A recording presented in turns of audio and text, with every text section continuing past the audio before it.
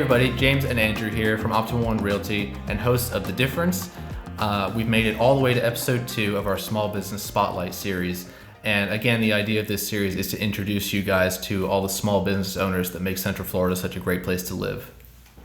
And today we're lucky enough to have as our guest Sarah Pond from Anchors Up Coffee. How are you doing today, Sarah? I'm doing great. How are you guys? Doing great. Thanks for coming. Absolutely. Yeah, Thank you for having me. We really appreciate you coming in. Thank you for having me. For those viewers who don't know who you are, could you give a little bit, or tell us a little bit about your journey and how you ended up where you are today? All right, awesome. Yes. So my name's Sarah Pond, like you mentioned. My husband Ben and I started Anchors Up Coffee Company in 2018. And we honestly started it as just a way for us to sell whole bean and ground coffee to our friends and family back in Rhode Island. That's where we're from. We were just giving it to our friends and families as gifts. And they finally said, hey, you should really start selling this because we think that you could make some money. So we were just selling online for a little bit, and then with everything that occurred in the pandemic, we continued to sell online, but we really started to realize, like, maybe instead of having to send our daughter into daycare and do that, maybe we can make this into something. So we started working at farmers markets. We're in the Claremont market every Sunday, and we've been lucky enough where Ben has been able to leave his job and pursue this full time. So it's been great. That's awesome. So Anchors Up Coffee Company, what inspired you to enter the coffee industry? Yeah, so honestly, I could probably give like a really sophisticated answer, but Ben and I just really love coffee. So up in Rhode Island and up in New England, we drink coffee all the time. And we came down to Central Florida. We lived in the Four Corners area. And when we first moved down, we were like, in 2014 when we moved down, there wasn't really any small coffee shops. And we have nothing against chains like Starbucks or Dunkin'. We have nothing against them, but we wanted to support local and we wanted good quality coffee. So we ended up finding the roaster that we use for our coffee, and we've never looked back since. And one of the main reasons why we started this company is so that we could just drink coffee for free. And now we have a 14-month-old, so we need all the coffee we can get because she's walking. So I love that answer. Yes, I totally get it. Yeah. Yes. No, it's the crazy thing about coffee in general is it's such an industry that I still feel like hasn't peaked, because all you have to do is smell it and you're in line. Oh yeah, yeah. We're both avid coffee drinkers. I mean, I drink coffee daily, so as you can tell from his insane personality right now. But yeah, tell us exactly what Anchors Up offers versus your competitors. And I know you guys have some pretty interesting flavors, so. Yeah, absolutely. So one of the things that really separates us from our competitors is that we get our coffee freshly roasted. So depending on the type of year, in October, we will get our pumpkin spice coffee. When it's the Christmas time or the holiday season, we'll get a peppermint mocha, and we work directly with our roaster. So depending on the season, we can really change up our flavors. Right now in Florida, it's strawberry and blueberry season. So we actually brought in a blueberry coffee. So that way we could kind of, show that you can go pick your blueberries, and then you can go home and make an iced blueberry coffee. So it's kind of a pick your poison type situation. Yes, pick your poison. And all of our coffee is freshly roasted. So when you see us at the farmers market on Sunday, the majority of our coffee has been roasted that week. If you go to the grocery store, all that coffee has been roasted about 3 months ago, and that's being nice. So You're going to get less bitterness and acidity with your coffee because of how freshly roasted it is. That's interesting. So why is it that you're able to offer something that's been roasted so soon versus the stores that sit for 3 months? So we are very lucky where we are having high turnaround with our product. So we're able to place a big order, and due to our customers that keep returning and our new customers, we can't keep our coffee on the shelf. It just goes fast. Yep. So we're able to turn it in and turn it out.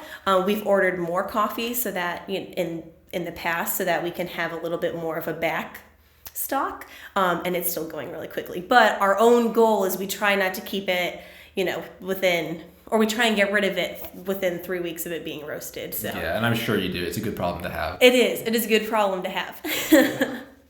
I wanted to lead into, I know you have your own roaster for Anchors Up. What's the process like with roasting coffee?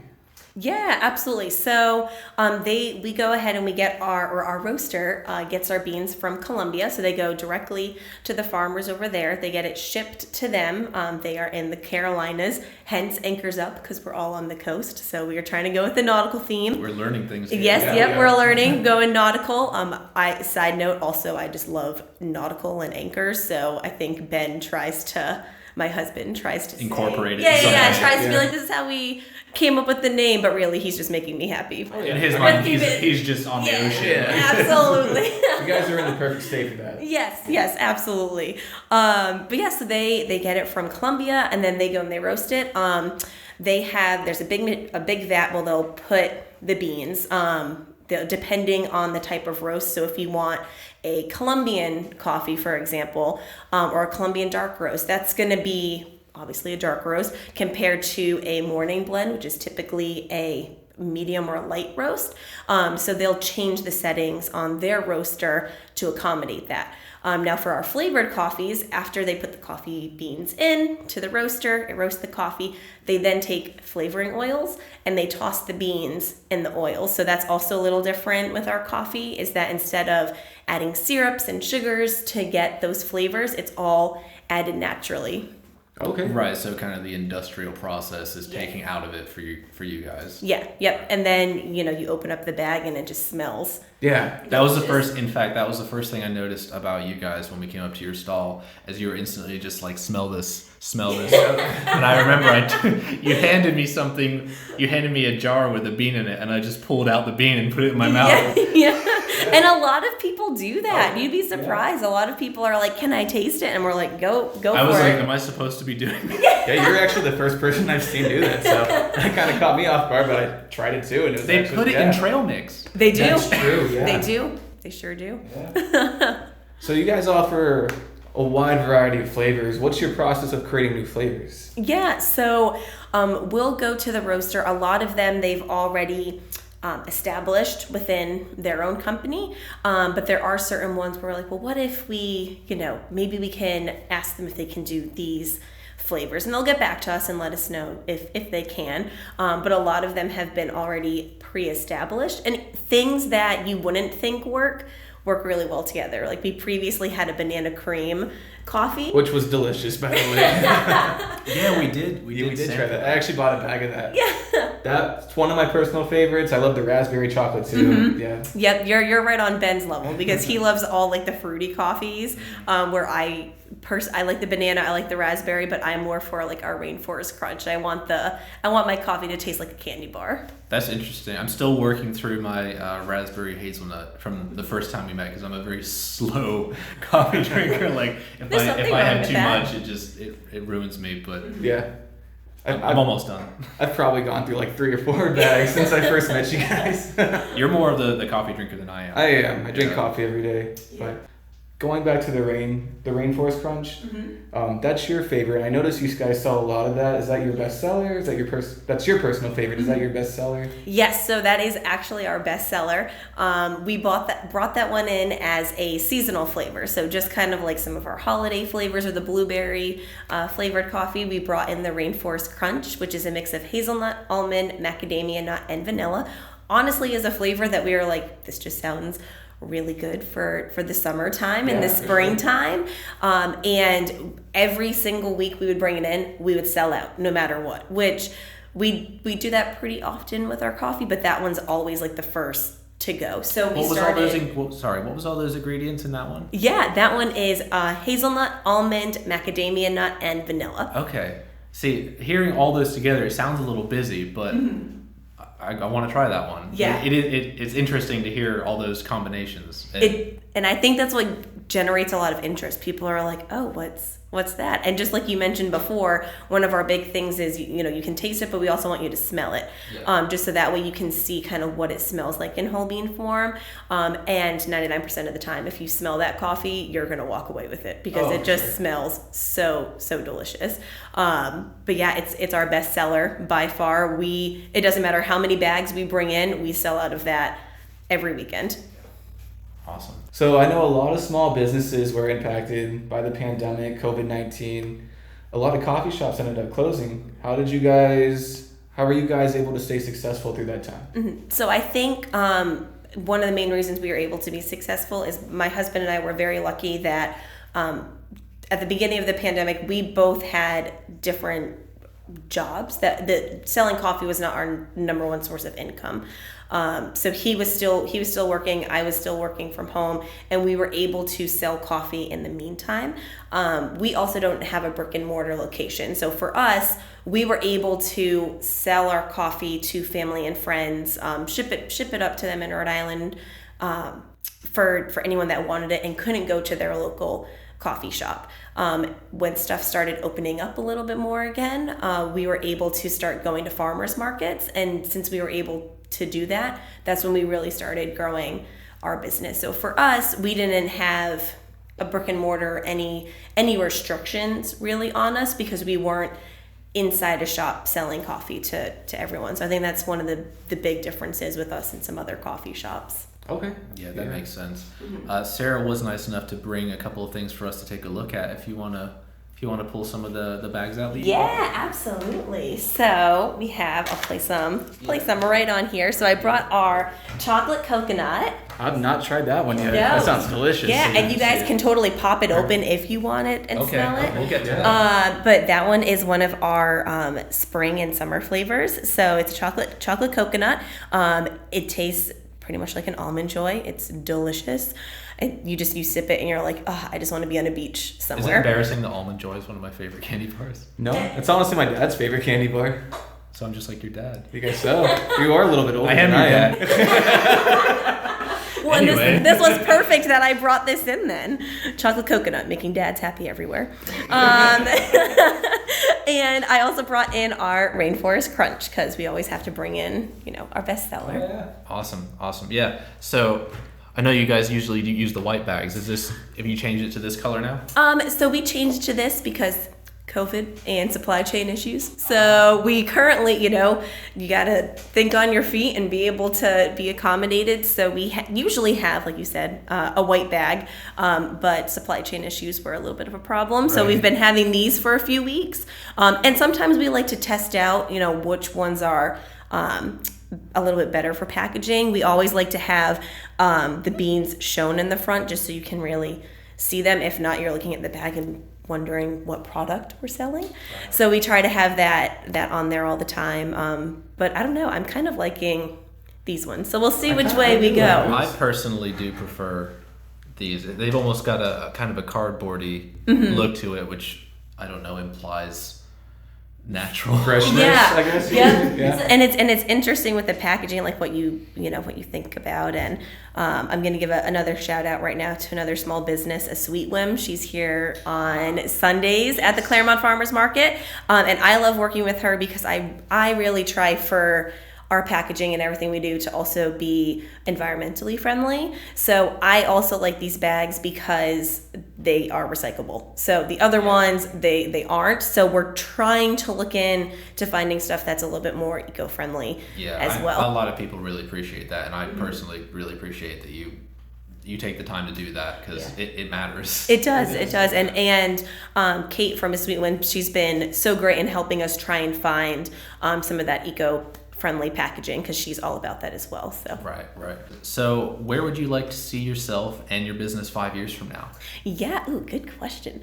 I would love to see our business in a shop in the Lake County area. So we bought a house in Mineola about a year ago, and we just love this area. When we first moved down here, we lived in Four Corners, and we've loved seeing how everything has blossomed and grown over here. And we would just love to have a storefront to be able to reach more people. We get questions all the time at farmers markets like, oh, where's your brick and mortar location? But right now we're just not at that point to do it. And for me and my husband, we don't want to just support ourselves. We want to support and lift up our other small businesses that we've met from working the farmers market. So we would love to have a shop that kind of focuses not just on us, but some of those other small businesses as well, and really kind of a shared space. Yeah, and really helping and support and lift them up. So right. That's where we would love to see ourselves. Yeah, that's a great idea. I mean, we're all trying to grow as a community. Mm-hmm. I believe it's called the Downtown Exchange, Yep. which is here. I know they have a lot of vendor spots, so Yes. that's a really cool idea. Yeah. Yeah. So what is one thing you wish you had known before starting this business? Ooh, one thing I wish I would known, social media is your best and your worst friend. So I say that because I love going on TikTok and I love going on Instagram Reels and getting inspiration, but then sitting down and trying to find the time and make the time to make your social media presence more known is really difficult. So I think what I've learned is instead of trying to post something the day of, create those posts and save them at the beginning of the week when you have some free time. That way you can just schedule them and be good to go and stick on those trends, because that's definitely something I've learned throughout this process. Yeah, it's something we deal with too as being real estate agents, is if you're not visible online, it's almost like you don't exist. Yeah. in this day and age. It's crazy. And I don't know about you guys, but for myself, like, I look at Facebook for events, but I feel myself more and more going to like Instagram, and I'll be like, oh, let's see, like, where's this vendor today? And oh, it's showing they're going to be at this event. Let me go and check that Instagram for like the Claremont Farmers Market. So it's just a constant, you're able to lead in. Kind of sends you down like a rabbit hole in a way. Yes, but you can get a lot of good information from there. Yeah, I feel like for all small businesses, all businesses in general, it's really hard to pinpoint the best place to go with your social media presence, because every generation has their own platform, and who knows what's going to be new in the future. So you don't know where to direct your time, so you just do them all. Right. Yeah, I found MySpace. Just don't spend your time. MySpace. MySpace has really gone downhill. I don't know. I just remember Tom being our number one friend. Yeah, he's my first friend. Yes. He was my bud. He was my friend before you were, so. Would Tom be Love your Tom. number Love one Tom. in your top Great 8? guy. Right. Tom was my number one. Did you have a top 5 or top 10? I had a top 10. Oh, you have more friends than me then. So, final question. What advice would you give somebody thinking about starting their own business at this time? I would say to go for it. If there's anything that Ben and I have learned, it's that you need to do something that makes you happy. I'm not going to say that coffee is our absolute favorite thing in the world to sell, and someone's going to sit there and go, oh, but you're a coffee company. We are, and we love coffee, but what we really are striving and what we really want to do is be our own bosses, to be able to sit there and be able one day to look at our daughter and say, hey, if this is something you want to do, we can give this to you. And you learn a lot when you're the one making the decisions on what flavors are we bringing in, what kind of packaging do we want to have. You learn a lot. So I would definitely say follow your gut, and don't be afraid to go out and try. There are so many farmers markets in this area. I'd say that's a great place to go and try and sell your items, and you'd be surprised the community that you will be surrounded by is really supportive and uplifting. I feel like there's no competition. Everyone is just there to lift each other up and help everyone succeed. Yeah, the face-to-face interaction, especially in Claremont, is really fantastic, and I feel very lucky to live here, to be honest. Yeah. But yeah, do you want to let everybody know when and where they can find you right now? Yeah, absolutely. So we just got into a new farmers market. Starting tomorrow is our first time. So I'm sure it's going to make a lot of people happy. We are at Gatlin Hall Brewing in Orlando. So I know my father-in-law is very excited to be able to go and work a farmers market at a brewery. So we're going to be there on Wednesdays. Fridays, we are at the Kagan Crossing Farmers Markets from 10 until 2. And we just got into Lake Nona after dark in that market. That is from 6 until 9. Couldn't remember that one for a second. And then Sundays, we're here every Sunday at the Claremont Farmers Market from 9 a.m. until 2 p.m. Awesome. Well, this was a lot of fun. Yes. We really appreciate you being here today. Absolutely. Thank you guys for having me. This is great. So yeah, check out Sarah at all the farmers markets that she just that she has moseyed on into at this point. And we've been James and Andrew from The Difference, and we really appreciate you guys watching. Please like and share this video and help small businesses all around Central Florida. We'll see you next time. See you guys. Bye.